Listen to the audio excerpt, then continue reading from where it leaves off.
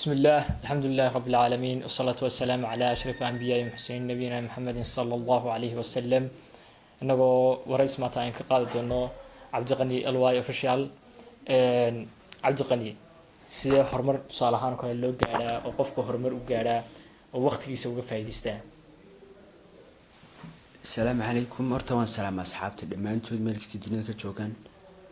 horta marka la leeyahay qofkaas uu murbu gaaray waxa weey qof waqtigiisa ka faa'iideystay qofka bani aadamkana raasamaalku haystay ugu muhiimsan waa waqtiga haduu waqtigiisa ka faa'iideysto uu wax fiican ku bixiyo uu dadaalo uu isku kala soonaadana uu naftiisa ku kala soonaado guud buu gaari karaa iyo waxyaalo kala badan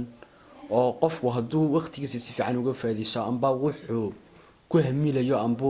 sidii loo jabaladiitiyaba leeyahay hamigaaga yaani ka joojin wax yar oo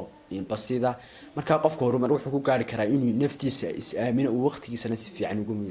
faa'iideysto waa labada ugu muhiimsan horta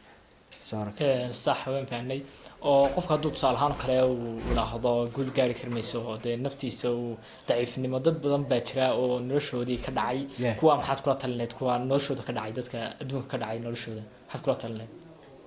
ani horta guushu ma aha wax mar khaliya la gaaro waa wax lagu celceliyo dabeetana la gaaro dan markaad guul dareysatay maaha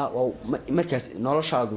in aakhirtaan kugu dambeeyay maaha laakiin waa tababar wayni waayo noloshuna ku noqdan wax kugu tababar hadii maanta guul dareystay birri jaanis uu ku yaala birri baad in wixii ka khaldamay aad sixi kartaa oo wadada hore weysa khaldag ahayd ay hagaajin kartaa marka inay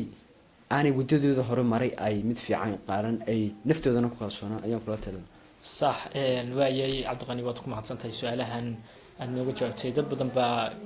guul ku gaari kara oo dada ay aad u sheegtay waqtiga horumar sameyn kara waqtiga aad ka faa'iideysan kara